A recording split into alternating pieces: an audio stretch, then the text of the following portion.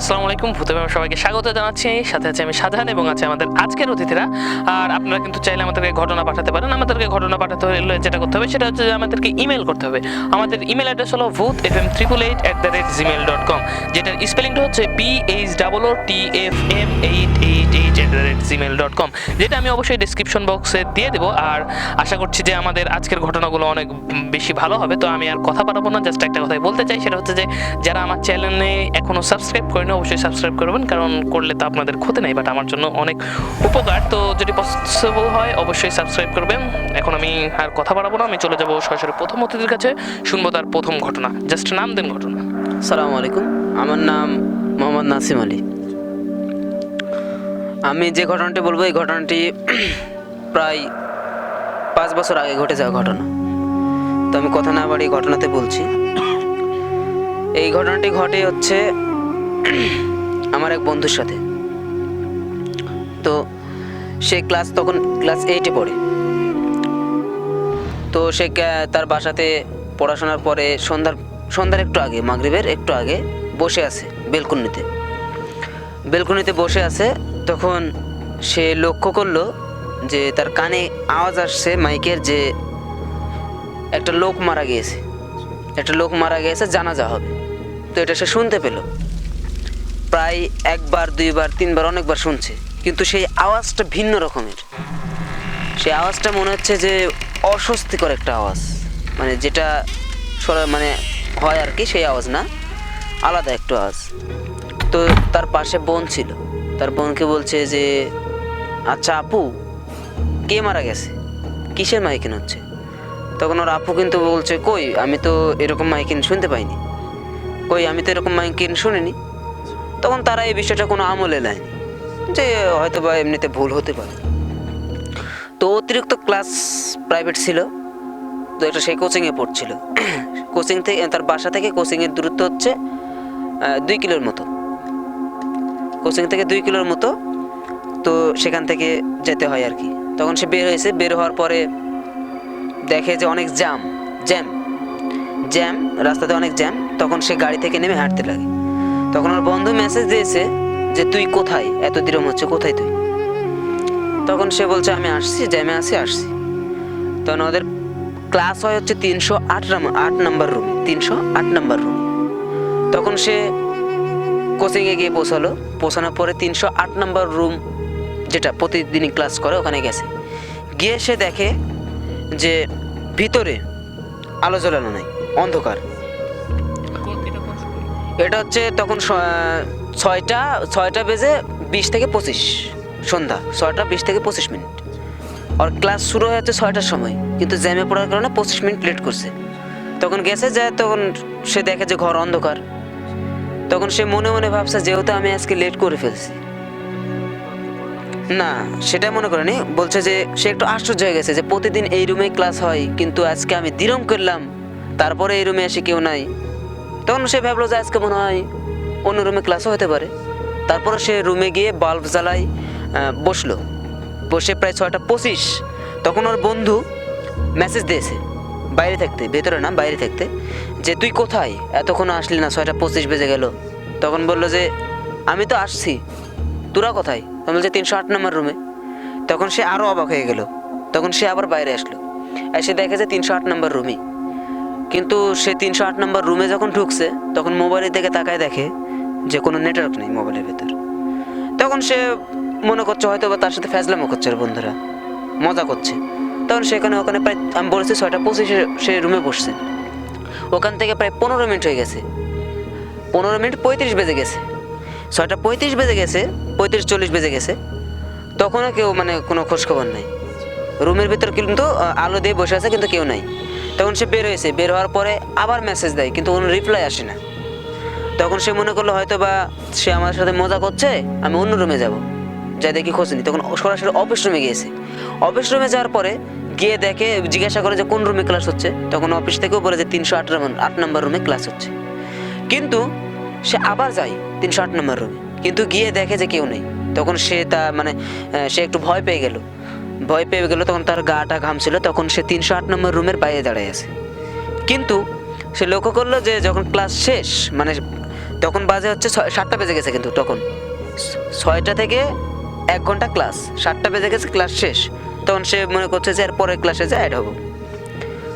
তো দেখে যে সব বন্ধুরা নিচে চলে গেছে, কিন্তু সে বুঝতেই পারেনি যে ক্লাস শেষে সব নিচে চলে গেছে।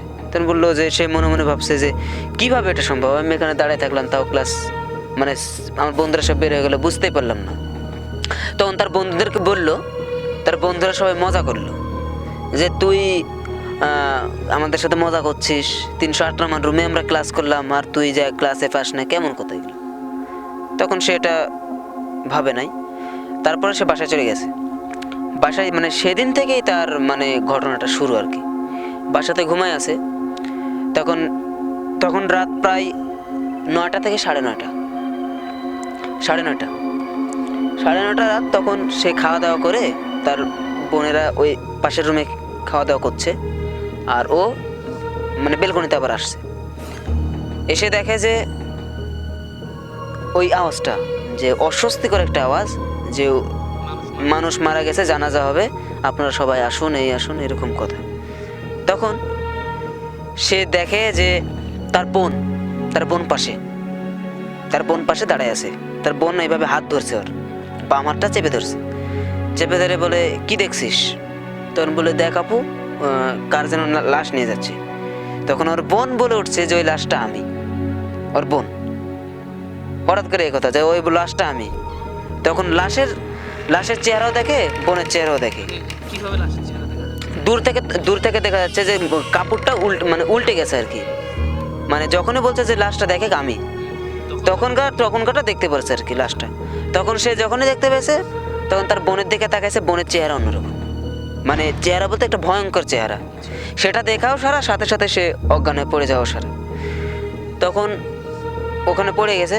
তখন ওর মানে পরিবারের সবাই আসছে, এসে জাগা করছে, দিয়ে রাত্রে তেমন কিছু করে নাই, ওইভাবেই ঘুমিয়ে গেছে। রাত্রে জায়গা পায় নাই, সকালে জায়গা পাইছে। জায়গা পায় দেখে যে তার হাতে যে পা যে এখানে চেপে ধরছিল, সেখানে 3টা আঙ্গুলের দাগ, মানে ছাপ বসে আছে। তখন মানে পুরো ঘটনাটা বললো। তখন এর আগেও কিন্তু বলছে যে মা আমার সাথে এরকম ক্লাসরুমে যা ঘটছে, তখন তারা কিছু মনে করে নাই। কিন্তু যখন তার বাসাতে এরকম ঘটনা ঘটছে, তখন তারা একটু সিরিয়াসলি ভাবলো যে আসলে বিষয়টা ভাবা দরকার, কি ব্যাপার, কি সমস্যা। তখন তারা একটা কবিরাজের কাছে গেল। কবিরাজের কাছে যাওয়ার পরে কিছু পানি পড়ে দিল, তারপর তাবিজ দিল। তো এখন তাবিজ পড়ার পর থেকে ঠিক আছে সবই। জীবিতই ছিল, ওর বোন জীবিতই ছিল, আসলে প্রকৃতপক্ষে না। কিন্তু সে আমার বন্ধু এখন ঠিক আছে, তাবিজ টাবিজ পড়ে ঠিক আছে। কিন্তু একটা বিষয় আমার বন্ধু এখনো বলে যে আমার সাথে যে কেন এই ঘটনাটা ঘটছিল বা কি জন্য হয়েছিল, সেটার খোঁজ এখনো সে পায়নি। সত্যা তাবিজ পড়ে এখনো সে আছে, ভালো আছে। কিন্তু তার একটাই আফসোস যে এখনো কেন তার সাথে এই ঘটনাটা ঘটলো এখনো জানতে পারে নাই। এই ছিল আমার ঘটনা। ধন্যবাদ আপনার ঘটনার জন্য। তো আপনার ঘটনাটা শুনছিলেন, আসলে ঘটনাটা কেমন লাগলো, ভালো কি খারাপ, সেটা অবশ্যই আমাকে কমেন্ট করে জানাবেন। যদি ভালো লাগে সেটাও জানাবেন, কারণ আপনাদের কমেন্ট কিন্তু আমার কিন্তু পরবর্তী এপিসোডের কিন্তু ইন্সপিরেশন হিসেবে কাজ করে। যদি খারাপ লাগে সেটাও আমাদেরকে বলবেন, কারণ আমরা তাহলে পরবর্তীতে আরও ভালো ঘটনা আনার চেষ্টা করবো। তো আমি আর কথা বাড়াবো না, তো আমি এখন চলে যাবো সরাসরি আমাদের দ্বিতীয় অতিথির কাছে, শুনবো তার প্রথম ঘটনা। জাস্ট নাম দিন। আসসালামু আলাইকুম, আমি মোহাম্মদ রকি আলী বলছিলাম। সেই আমাদের গ্রামটা আপনার আবাদি জমি বেশি, আমাদের গ্রামের চারি সাইডে। তো মূলত যখন আমি ক্লাস 8-এ পড়ি, তখন দেখা যাচ্ছে আমাদের অনেক মানে আর্থিক সমস্যার জন্য যে ছোট মেশিন আছে না, পানি ছেঁকা, যে মেশিনগুলা আপনার 4 হর্সের মেশিন, প্রথম ওই একটা 4 হর্সের মেশিন আমার নানির ওখান থেকে নিয়ে আসছি। আমার নানি বাড়ি এখান থেকে অনেক দূরে। যাক, নিয়ে আসার পর জুত করে আমি স্টারও দিতে পারি না সেই টাইম থেকে। তখন থেকে আমি কিন্তু পানি থেকে বেড়াই বিলে মানুষের ভাড়া, আমাদের নিজের জমি তেমন নাই। তারপরে ওইটা নিয়ে আমার ব্যবসা শুরু হয়। তখন ওই দেখা যাচ্ছে পেঁয়াজের ভিতও বোঝেন যে পেঁয়াজের অনেক টাইমে সেকটা রাতে দেওয়া লাগে। মানে প্রথম সেক আপনার দিনে দিলেও সমস্যা না, প্রথম 2-3টা সেচ, তারপরে সেচগুলো মানে রাত্রে দেওয়া লাগে। কারণ রাত্রে যদি আপনি সেক না দেন, দুপুরে পেঁয়াজ সেকশন কিন্তু পড়ে যাবে। এই কারণে অনেক টাইমে আমাকে রাত্রেও হয়তো বা বিলে থাকি। আমি থাকি, ভিয়ালা থাকে, অনেকদিন দেখা যাচ্ছে ভিয়ালা থাকে, আমি থাকি। এরকম থাকতে হঠাৎ এক টাইমে আমাদের বিল ঠিক মাঝখান সোজা হবে, আমি চেক দিলাম, যে ভাইকে বললাম ভাইয়া মেশিনে তো তেল লাগবে, আমি তেল নিয়ে আসি। তো ভাইয়া বললো ওইটা প্রায় 10:30 সামথিং আর কি। তখন ওখান থেকে আমি সাইকেল যোগে প্রায় 1-1.5 কিলো হবে, আমি বাজারে আসি, সিগারেট মিগারেট বা ওই ভাইয়ের জন্য নিই, তেল নিই, রীতিমতো যাচ্ছি। যাইতে লেগে তালতলা বলে এক জায়গা আছে, ও আর মানে পাশ দিয়ে যাওয়া লাগবে। আসার গেলে আমার তেল শর্ট, আমি তো খুব দ্রুত চলে এসছি, মানুষ সব খেয়াল নেই। পরে খেয়াল হচ্ছে তালতলা মানুষ বলে মানে পাঠা চড়ে বলে খাসি বেড়ায়, এরকম একটা ঘটনা। হ্যাঁ, শ্মশান। তো ওই শ্মশানের উপর দিয়ে যাওয়া লাগবে। এখন আমি ভাবছি যে এখন আমি যাই কীভাবে। তখন তো আমার কাছে ছোট মানুষ, মোবাইলও নাই। এখন একটা শুধু টর্চ আছে, গ্যাস লাইটে যে টর্চটা বলে না, ওই টর্চ। তারপরে আমি সাইকেলটা এক জায়গায় থুয়ে আমি আস্তে আস্তে যাচ্ছি। আমার শুধু মনে হচ্ছে ভিটির তো তাকাবো না, আমি পাঁচও দিয়ে চলে যাব, মানে অনেক দূর দিয়ে ঘুরে যাওয়া লাগবে। তখন এখান থেকে আরও অনেক মানে ঘুরে যাওয়া লাগবে। তাও আমি ভাবছি ভিটির তর্ক না থাকে আমি সোজা এই পাশ দিয়ে চলে যাব। এমন হঠাৎ দেখি যে ভিটির ওই পাশ দিয়ে একটা আগুনের গোলার মতো একটা জিনিস ওটা চলে গেল মাথার উপর দিয়ে। তখন তো বুঝতে পারছি না, আমি ছোটো মানুষ, বিলে না, আমি আবার বাড়ি থেকে দৌড়ালাম। ধরে অনেকক্ষণ পর এক বাড়িতে যায়, বললাম যে এই ব্যাপার। তারপর ওখান থেকে ওরা আসে আমাকে আবার বাড়িতে হয়ে গেল, দিয়ে আমার আব্বা যা সেদিনে ভ্যানটা নিয়ে আসছে। পরে আমি আর সেদিনে তখন রাত্রে যাইনি। তারপর তো বুঝলেন যে আবার আমার পানি ছেঁকাই লাগে, শুধু একজন আর না, প্রায় 30-40 বিঘার মতো মানুষের আমাদের সেচ দেওয়া লাগে। তারপরে এই টাইমে ধরুন আবার পরের শেষের বেলা ধরুন আরেকজনের আবার গেছি। একই হ্যাঁ, ওই পাশেই, ওই শ্মশান ঘাটের ওই পাশেই যাওয়ার পরে সেদিনে আমি মানে যাই তেল ফুরালেও আমি যাবো না, সন্ধ্যার আগে তেল মেল যা লাগে আমার সব সরঞ্জাম গোছাইছে। গোছানোর পর আপনার যেমন মেশিনটা আনা লাগবে শেষ, তখন 11:20 কি 25 হয়তো বা বাজে, তখন মেশিন বন্ধ করলাম। তো পাইপ টাইপ জোরে যখন সামথিং 12টার প্রায় কাছাকাছি, তখন ওখান থেকে তখন ঘাড়ে করে বাসে করে মেশিনটাকে নিয়ে আসা লাগবে। মানে এমন একটা সিস্টেম ছাড়া আবার আরেকজনের পাইপ আনা লাগবে, মানে একসাথে আনা সম্ভব না কোনোভাবে। তখন আমি বললাম যে ভাই চলেন আগে মেশিনটা থুয়াসি। তুমি বলছো তুমি জানো, আমি বলছি না ভাই পাইপ আমি একলা নিতে পারবো না। তখন ধরুন ওই ভাইকেও নিয়ে যাই, যাইতে লেগে হঠাৎ একটা ধরেন মাঠের ভিতরে একটা বিলি দৌড় মারলো। তখন হ্যাঁ বিলি, হ্যাঁ আপনারা বিড়াল বলেন, বিলি। ওই বিড়ালটা যখন দৌড় মারলো তখন আমার ভিতর তো আবার যখন হঠাৎ, আমার তো জানি যে এই বিলে কী হয়, ওই তো জানে না, সে বোঝাই সমস্যা নেই কার বিলি চলে এসে। পরে যাই আমি আনার পর আমার তো ধরেন সেই জ্বর চলে আসে রাত্রে। আসার পর ওষুধ খাও তো জ্বর কমে নাই পরের দিনও। পরে আমাদের পাশের গ্রামে এক কবিরাজ ছিল, ওই কবিরাজের নাম হলো ফতু।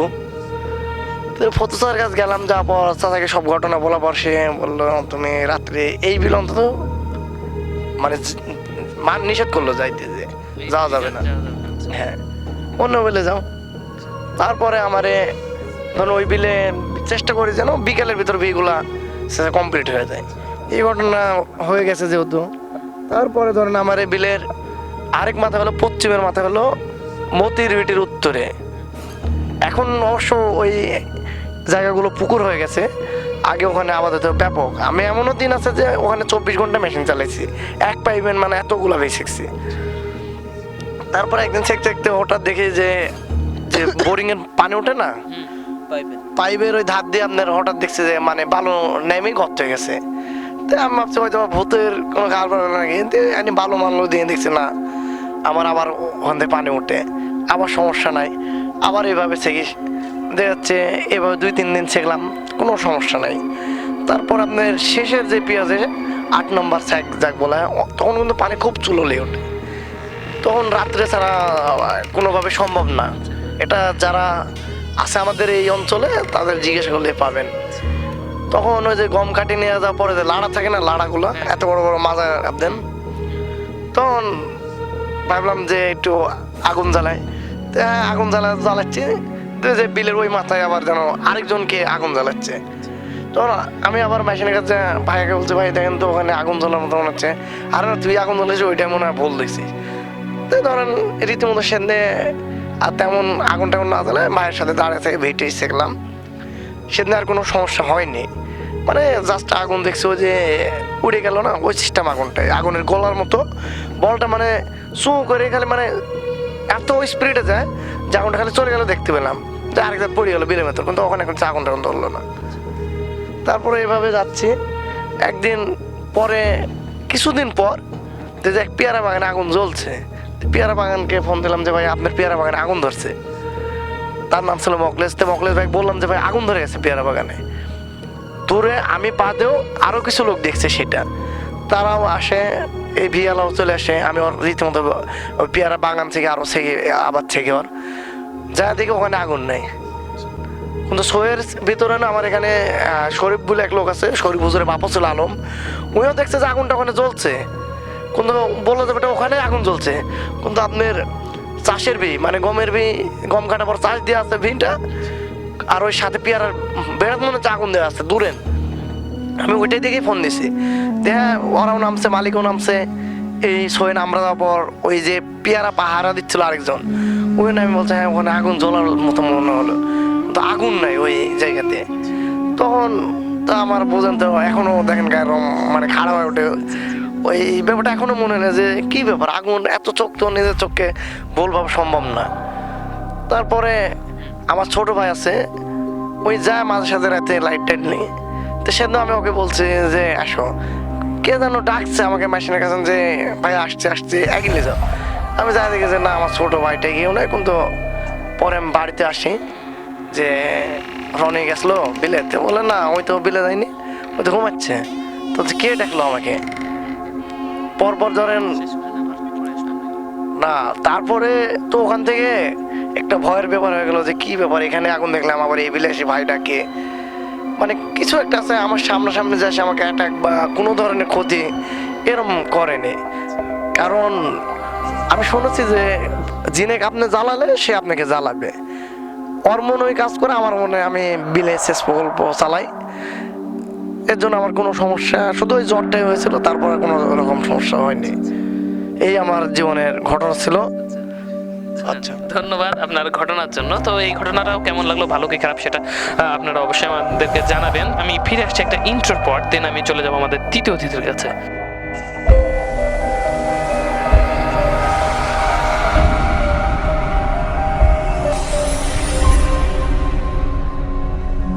ওয়েলকাম ব্যাক ভূতভাবে, আবারও সবাইকে স্বাগত জানাচ্ছি। এখন আমি কথা বাড়াবো না, জাস্ট চলে যাব তৃতীয় অতিথির কাছে, শুনবো তার প্রথম ঘটনা। আসসালামু আলাইকুম, আমি মোহাম্মদ সুকসান আলী, আমার গ্রাম দোমাদি। আমার জীবনের ছোট্ট একটা ভুতুড়ি গল্প, যা বাস্তবের মতো। 2000 সালের আপনার 2000 সালের হয়তো দ্বিতীয় মাসের দিকে হবে, শুক্রবারে একটা ঘটনা ঘটার মানে বিজ্ঞানীরা একটা দিছিল, আভাস দিছিল, যেটা হলো আপনার যে শুক্রবারে দুনিয়াটা ধ্বংস হয়ে যাবে, এরকম একটা আভাস দিছিল বিজ্ঞানীরা। তখন কিন্তু আপনার ছিল জ্যৈষ্ঠ মাস। জ্যৈষ্ঠ মাসের প্রথম দিকে আপনার আমি মাঠের মধ্যে, তখন আমার বয়স হলো 17 কি 18 বছর বয়স হবে। মাঠে আমারে ইরি ধান লাগানো ছিল, এক জায়গাতে স্কিম করা ছিল, মোটামুটি 5-6 বিঘের মতন জমি। জ্যৈষ্ঠ মাস, সে সময় জ্যৈষ্ঠ মাসের প্রথম দিকে মানে ধান পাকপো ভাব, ওই টাইমে আমি মাঠে ওই শোয়ে যা মানে বাজারে ঘুরি টুরি যা সন্ধ্যা রাত্রে মানে রাত 9টার দিকে যে মেশিন স্টার্ট দিই, সারা রাত মেশিন চলার পরে ভোর রাত্রে বন্ধ করে বাড়িতে আসি, এবং ধান যেদিন থেকে রোপণ করি সেদিন থেকে শুরু করে লাস্ট পর্যন্ত আমি শোয়ে থাকি। তো আপনার সেদিনকে বৃহস্পতিবার, পরের দিন শুক্রবার আপনার দুনিয়া ধ্বংস হয়ে যাবে, এরকম একটা আভাস বাজারে শুনলাম বা আলোচনা হচ্ছে। আমি মাঠে যাই, মেশিনটা স্টার্ট দিয়ে শোয়ের পরে শুয়ে আছি, এবং পাশে পড়তে আরও শোয়ে প্রতিদিনই লোক থাকে। সেদিনকে মেশিন টেশিন স্টার্ট দিয়ে সব জমির আইটাইল কাটি দিই, ওই পাশের আরেকটা শোয়ে মানে টিনে ভাগার একটা, জি জি হ্যাঁ ওইটাই। আর আমার পাশে মানে 3 একর জমি পরে আরেকটা ওরম সই আছে, আরেকজন ছেকে ওইভাবে। ওরা প্রতিদিন থাকে। আমি ওই সূত্রে আমি অর্থ হয়ে গেছি, যা ওর নাম ধরে ডাকছি, উমর ভাই করে ডাকছি, তো যা দেখছি জাস্ট উতি নাই খুব। তারপরে আমি ভাবলাম যে উতি এখনো আসেনি, হয়তো একটু পরে আসবে। আমি এটা রাত তখন মোটামুটি 9টার যে আমি মেশিন স্টার্ট দিছি, হালটাল ইয়া করতে করতে মোটামুটি মনে হয় 10টা বেজে গেছে। তখন কিন্তু 2000 সালে ওইভাবে তো সবাই ওপেন ঘড়ি ব্যবহার করে না, আমার কাছে ঘড়ি নাই, আনুমানিক একটা আমার টার্গেট। এরপর আমি যে শোয়ে বসে থাকতে তখন তো জ্যৈষ্ঠ মাসে একটা পাও আসলে গায়ে এমনি ঠান্ডা ভাব লাগে, ঘুম ধরে যায়। আমি ঘুম ধরে গেছি, শোয়ের সাথে হিলিন দিই বসে থেকে, ঘুমাই শিখেছি।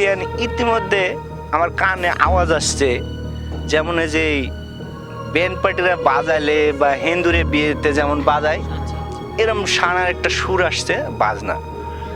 আর মাঠের মধ্যে আমার গ্রাম থেকে মোটামুটি 2 কিলো 2.5 কিলো, 2 কিলোর উপরে হবে আর কি, একটা ভিটি আছে।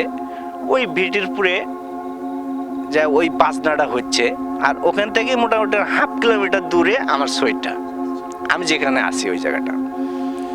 ওখানে দেখছি 4-5টা মেয়ে আর 8-10টা ছেলে এরকম অনুভব করছে, আমি নাচছে, ঢোল বাজাচ্ছে, গান হচ্ছে।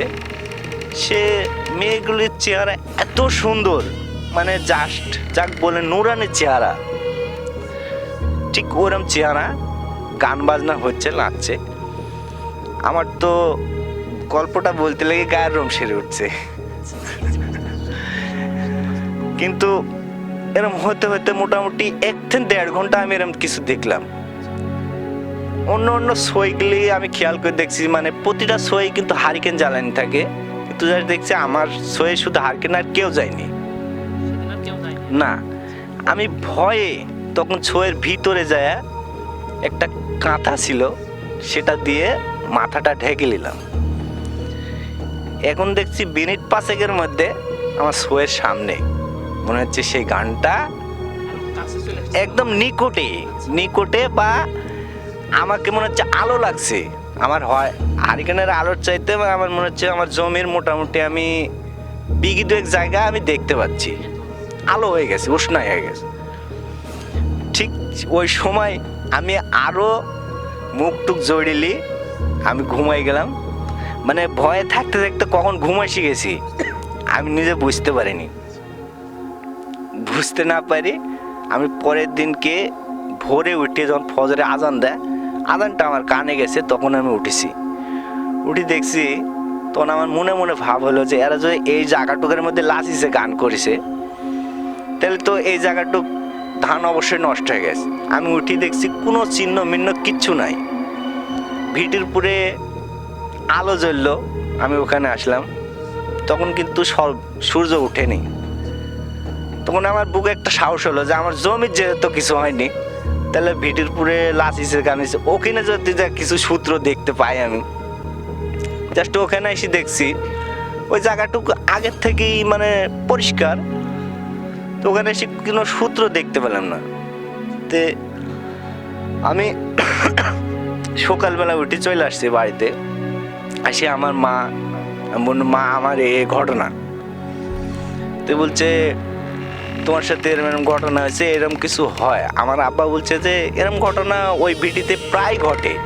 তা বলছে আব্বা আমি তো মোটামুটি 3 মাস ধরে ওখানে আসি, এরকম ঘটনা তো পূর্বে আমার সাথে ঘটেনি। কিন্তু আমার আব্বা বলছে তোমার কিছু ভয় লাগছে কি? আমি বলছি যে আব্বা আমি ওই সময়তে খুব ঘামে যাচ্ছিল, আর আমার গায়ের রঙগুলি সেরে উঠছিল। বলছে জাস্ট তাহলে তোমাকে ভয় লাগছে, একটু গিয়া করো, নিমের পাতাটা দিয়ে গোসল করে তোমার চলো কিছু ঝাড়া টাড়া দিলে আসি। তো ঝাড়া টাড়া দিয়ে আসি, আমি জাস্ট ওইটুকুই ওই দিনকে দেখেছি। পরে একদিনকে আমি রাত 12টার সময় সিনেমা দেখে আসছি। সিনেমা দেখে আসতে লেগে আমার শিবপুর বাজার থেকে নামি 3 কিলোমিটার আমার বাসা, বটতলা বলে একটা জায়গা আছে। এই জায়গাটা আগে নাকি খুব খারাপ ছিল, মানে আব্বা মায়ের মুখে গল্প শুনছি। তা আমি বাস্তবে আসি ওই জায়গাতে আরেকটা জিনিস দেখলাম, সেটা হলো যে একটা মহিলা ওই জায়গাতে আসি আমার আগে আগে হাঁটি চলে যাচ্ছে, কিন্তু মহিলাটার বয়স হবে 70 থেকে 80 বছর, বৃদ্ধ, তার শরীরে সাদা পোশাক। কিন্তু যতই আমি চেষ্টা করছি যে তার সাথে ধরবো, আমি কোনো ক্রমেই মানে যে 10টা পাকা পিছা আছে এর মধ্যে আমি কোনো সময় যাইতে পারছি না। আমার বাড়ির কিছু দূর আসার আগে আমার পিছনে একটা সাউন্ড হলো, মনে হয় যে ডাবের খুলি বা কিছু একটা পড়ছে ধপাস করে, আমার গায়ের রং সেরে উঠছে। আমি থমকে দাঁড়াই, পিছে তাকাইছি।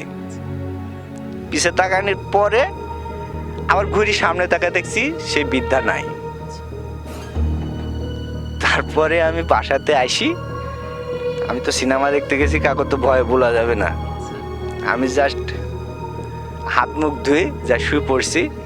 শুয়ে পড়ার পর আমার শরীরে সেই তাকের জ্বর। আমার জীবনের ভূতটি কাহিনী বাস্তবে এই দুইটা আমি দেখছি। এটাই আমার শেষ দেখা যেন হয়, আর যেন না দেখি। ধন্যবাদ আপনার ঘটনার জন্য। আসলে ঘটনাগুলো অনেক ইন্টারেস্টিং ছিল, আমারও খুব ভয় লাগছিল। তো আমি এখন আর কি এই একটু ব্রেক নিতে যাচ্ছি, ফিরে আসবো একটা ইন্টার পর, দেন আমরা চলে যাব আবারও ঘটনা।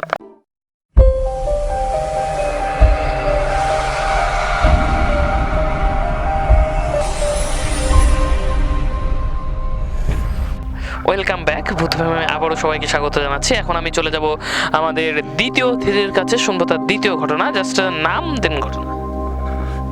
আমার নাম মোহাম্মদ রকি, সবাই এলাকায় রকি ভাই বলে ডাকে। দেন আমি তো আর আগেও বলছি যে আমি সেই পানি সেকার লোক বা পেঁয়াজের বিয়ে পানি সেকি।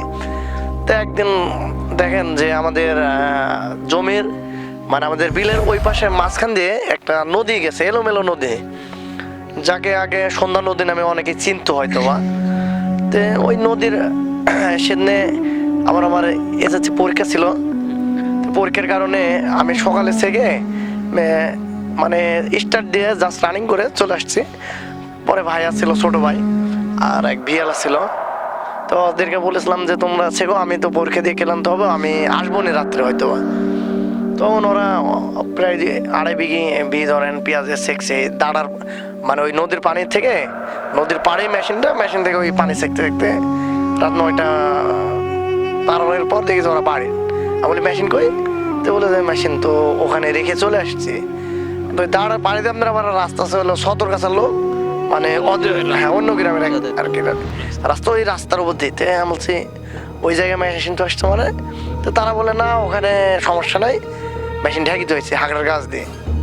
তখন তো আমরা গরিব মানুষের মেশিন হয়তো চুরি হবে এরকম একটা আশঙ্কা থেকে, তাই বাড়িতে একটা সেই ডেন্টারাম সাইকেল আছে অনেক পুরানো। তো এই সাইকেল নিয়ে আমি রওনা দিলাম। আর তখন সাল ছিল প্রায় 9-10 সাল ছিল মানে এসেছে আমার। তো ওই আপনার নোকিয়া 1100 যে 10 মডেলটা মোবাইল ছিল না, সামনে টর্চ, ওই মোবাইলটা ছিল আমার। তো ওইটা নিয়ে গেলাম, যে হ্যাঁ যা দেখছি মেশিন তো আমার ওখানেই। তো ওখান থেকে আমি মেশিনটা নিচে মানে যে পাড় থাকে না নদীর, পাড় থেকে নিচে টানছিলাম, তাই নিয়ে হাগড়ার ঘন জঙ্গলে ছুঁলাম, ছুঁয়ে ধরেন রীতিমতো আমি চলে আসছিলাম কিন্তু অনেকখানি মাঠে, মানে তখন তো তখনকে যে আমার মেশিন হয়তো বা চুরি হলো কিনা একটা সম্ভাবনা থেকে মানে আমি খুব দ্রুত বেগে চলে গেছি। তখন আসছি, আস্তে আস্তে হঠাৎ এক ভিড়ি উঠবো, তখন মানে ওই যে এর আগে আমার সাথে যে পূর্বে ঘটনাগুলো ঘটছে ওইটা হঠাৎ মনে হয়েছে। মনে হওয়ার পরে গায়ের ভেতর কিরকম একটা ভারী হয়, আমি আর ধরেন ধাপও উঠাইতে পারছি না, আসতে পারছি না। তারপর রীতিমতো একটা ভিতরে জাস্ট পার না হইতেই হঠাৎ আমার পিছনে কেমন একটা শব্দ। তো পিছনে তাকানি ঠিক না রাত্রে, তারপরও তাকাই দেখি যে দুইটা আপনার গরু, মানে যে গম আছে না, মানে কাঁচা গম, মানে প্রচন্ড আরে খাচ্ছে আর এদিক মানে ভিডিও দিক চলে আসছে। তা রীতিমতো দেখলাম যে আমি আর ওই দিক লাইটের না, মানে আমি চেষ্টা করছি যে আমি দ্রুত পালাই আসবো ওখান থেকে। আমি যতই চলে আসি মনে হয় যে ওই গরুগুলো চলে আসছে আমার পিছন শব্দ শুনছি, মনে হচ্ছে আমার কাছে ধরবে, আবার চলে আসছে ধরবে, এরকম করতে করতে জায়গা আমি চলে আসি। তারপরে ওই যে ওখান থেকে চলে আসলাম, আসার পর তো ধরেন সেই জ্বর আর মানে সেই মাথা ব্যথা, অনেক প্রচণ্ড মাথা ব্যথা, মানে বলার মতো না। তারপরে এসে ফকিরে বলা হয় এই ব্যাপার। তো বলছে তুমি কি দেখেছো? তেমন ওখান থেকে আসি, এই দেখেছি আর এই ঘটনা হয়েছে। তো বলছে তুমি ওখানে আবার যাইতে পারবে দিনে? তা বলছে হ্যাঁ পারবো। যে আমাকে বললো কোন কোন বিয়ে গম খাইছে? তা মনে যে এই তো বলছে কই তুমি এগুলি চোখের ভুল দেখছো, মানে আমাকে জাস্ট তুমি চাচ্ছে যে ভোলানোর জন্য। কিন্তু আমি তো চোখে দেখছি যে ওখানে গরুগুলো খাইলো, আমার পিছু পিছু আসার মতো হলো। তখন সে বলে দেখো এইগুলো তো কিছুই এখানে গম টম খাওয়া নাই, আর তুমি তো এখানে গম খেয়ে শ্বাস করে ফেলা দিচ্ছে, তুমি আমাকে বললে। তারপরে আমি আর ওই মেশিন টেশিন আনতে যাইনি। দ্বিতীয়ত আমি তো সিদ্ধান্ত নিলাম যে আমি আর এইভাবে রাত্রে আর পানি সেকবো না, বা মানে টোটালি নিষেধ। তারপরও কপাল পিছ ছাড়ে না, ওই তালতলাতে তখন আবার যাওয়া লাগছে, মানে ওইটা আমি ভুলে গেছি, মানে মাস চারেক পর পেঁয়াজ উঠাবার মানে তখন পাটেছে ছোট পাট, মানে পেঁয়াজ সেক দেওয়ার পর একটু একটু গাছ আপনার 3 ইঞ্চি 4 ইঞ্চি ওই পাট সেকতে গেছে। তখন ধরেন শেষ মৌসুম, মানে চৈত মাসে সেই খরা, পানি ওঠে না মেশিনে, হালকা হালকা পানি সেকতে সেকতে তখন রাত প্রায় 2টা, মানে সে তো অনেকগুলো বীজ সেকবো। সেকতে সেকতে এখন তো ভাবছি যে এখন তো বাড়ি কীভাবে যায়, বিয়াল আছে, ওর বাড়ি ধরুন আমার আসতে আমাকে সোজা, আর ওই ওখান থেকে মানে ক্রস হয়ে আরেক পাশ দিয়ে চলে যাবে। তা আমি তাকে বললাম যে ভাই আমাকে একটু একই চয়েছেন, তাহলে আমি ওখান থেকে চলে যাবেন, আপনি ওই পাশ দিয়ে চলে যান। তা ওই ওখান থেকে চলে গেল, আমাকে একটু এক দিয়ে পল। তা আমাদের গ্রামের রাস্তা যখন চলে আসছি, বাড়িঘর আছে জায়গায় জায়গায়, হঠাৎ এক পাশে ঝাড়ি গেছে ধরেন আবার ওই সেই বিলাই, আবার ওই বিলাইটা হঠাৎ দৌড় মারলো। দৌড় মারা দেখে তো আমার যে হ্যাঁ এটা তো আবার কিছু না কিছু, আর শুনছিলাম যে পা দিয়ে লাগতে হতো, কিন্তু আমার অনেক দূর দিয়ে বিলাইটা আবার দৌড় মারে। তখন আসি দেখি যে না, আবার তো বিলাই মনে হচ্ছে আমার পিছনেই পড়ে আছে। তো এইভাবে আস্তে আস্তে যখন আমার মসজিদ পার হয়ে এলাম, তারপর দেখছি বিলাইটা আবার ঘুরে গেল, আর আমি ধরেন বাড়িতে চলে এলাম। আবার তো ধরেন সেই জ্বর, আবার ওই পুকুরে জানাটা দিয়ে পর আবার এখন আমি ভালো সুস্থ, ঠিক আছে। তো এই ছিল ঘটনা আপনার। তো ধন্যবাদ আপনার ঘটনার জন্য। তো আপনারা বলছিলেন যে আপনাদের একটু যাওয়া লাগবে, তো আপনাদেরকে অসংখ্য ধন্যবাদ।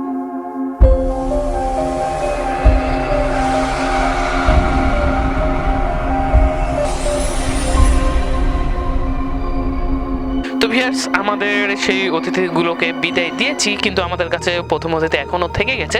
তো আমরা তার আর কি শেষ ঘটনা, আর আজকের এপিসোডেরও শেষ ঘটনা শুনবো আমাদের প্রথম অতিথির কাছে, শুনবো তার দ্বিতীয় ঘটনা। নাম মোহাম্মদ নাসিম আলী।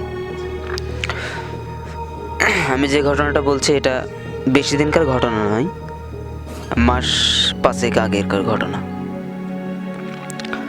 তো আমাদের বাসায় এক আত্মীয় বেড়াতে আসবে। তো সে আসছে, তার বাসা অনেক দূরে, আমরা জানি না যে সে আসছে, ফোন দেয়নি সেই সময়। আসছে আমাদের বাসা থেকে 3 কিলো দূরে। তো আস্তে আস্তে রাত 10টা বেজে গেছে আস্তে আস্তে। এখন রাত 10টা বেজে গেছে, তখন গাড়ি ঘোড়া নেই, শীতের রাত আর কি। তখন মানে সেই আমার বাসাতে আসতে হলে মানে বিলের মাঝখান, মানে বিল বলতে সেই বিল না, সাইডে বিল আছে, তার মাঝখান দিয়ে যেতে হয়। তখন রাস্তাটা কাঁচা ছিল, কাঁচা রাস্তাটা কাঁচা ছিল। তখন সেদিনকে আবার আমাবস্যার রাত, তখন এমনিতেই শীতের রাত, তারপর হচ্ছে রাত হয়েছে গেছে 10টা, সব দোকানপাট বন্ধ, গাড়ি ঘোড়া একটাও নাই। ফোন করবে, ফোন নাম্বারটাও নেই ওর কাছে, মানে কোনো কারণে হয়তো বা নেই।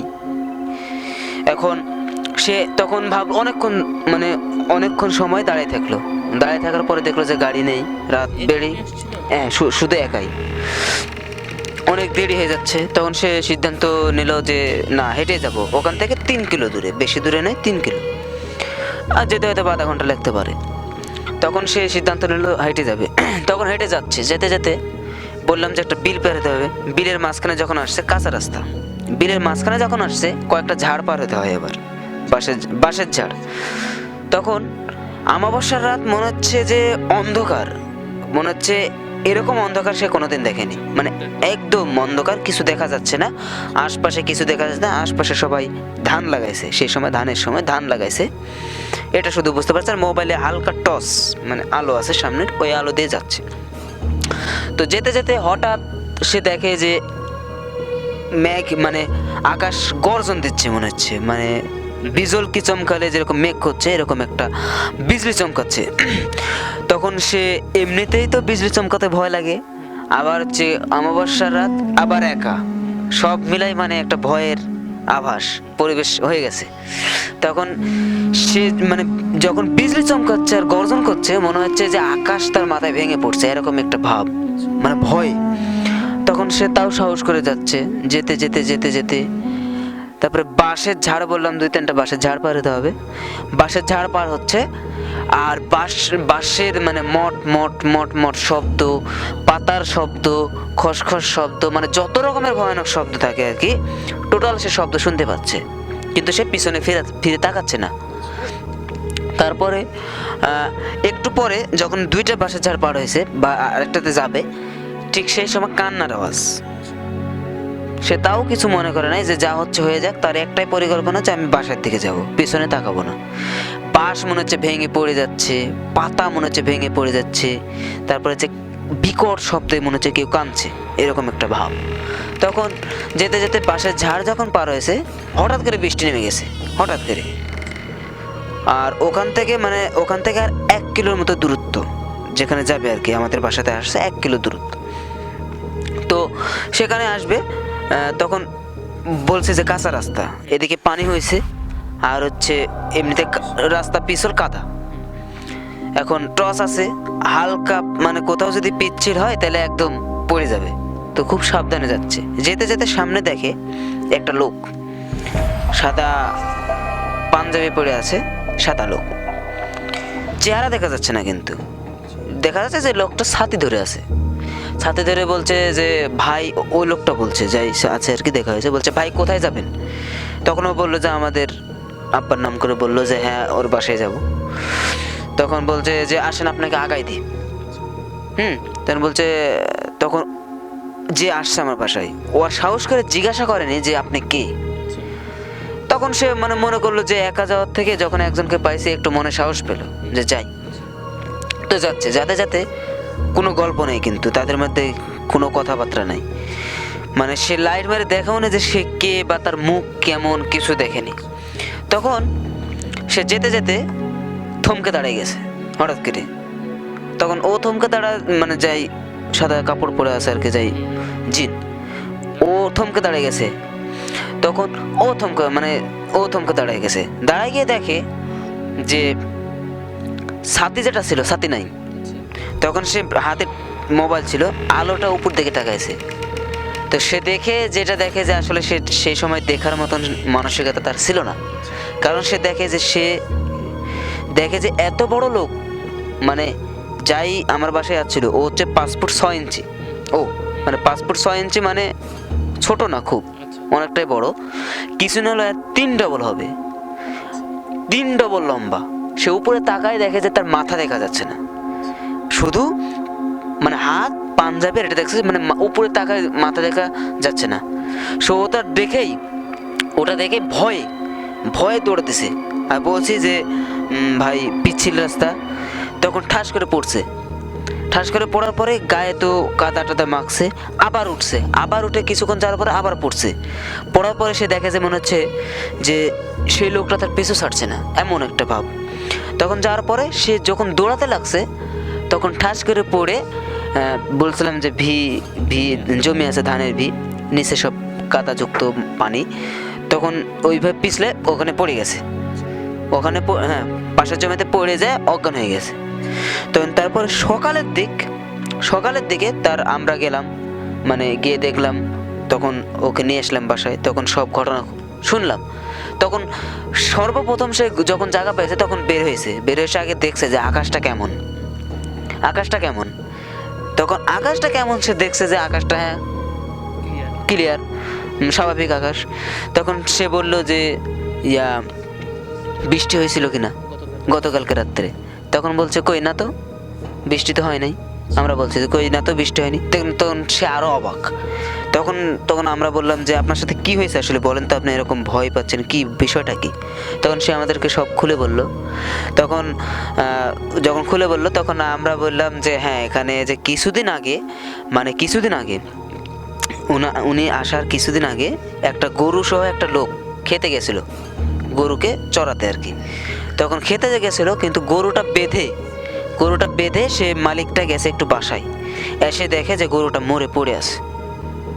হ্যাঁ, তো এটা থেকে সূত্র আর কি, ও বললো যে এটা থেকেই সূত্র ঘটনা যে কিছুদিন পর পর দেখা যায় যে গরু মারা পড়ে আছে, একটা ছাগল বেঁধে রাখছে, ছাগল মারা পড়ে আছে। তারপরে হচ্ছে ওই কোনো সময় দেখা যায় যে বিড়াল দেখা যাচ্ছে, সামনে গেলে বিড়াল নাই। আবার কুকুর দেখা যাচ্ছে, কুকুর ব্যতিক্রম কুকুর, খুব সুন্দর দেখতে কুকুর। হ্যাঁ, মানে অন্য এর থেকে কুকুর কাছে গেলে বা ওকে লক্ষ্য করে কেউ গেলে কুকুর হারায় যায়। তো এরকম নানা ধরনের ঘটনা ঘটে। তখন তো তার সাথে যে ঘটনা ঘটছে, তো তারপরে সে অনেকবার আসছে আমাদের পাশে, অনেকবার আসে। তারপরে তার সাথে এমন আর কোনো ঘটনা ঘটেনি। কিন্তু তার একটা বিষয় যে কেন ঘটনাটা ঘটলো, কী জন্য হলো, সে এখনও সেটা জানে না। তো গোপনের জন্যে সে নামটা বলতে মানা করেছে, তাই বললাম না, যে স্থানীয় এই কারণে আর কি। এটাই ছিল ঘটনা আর কি।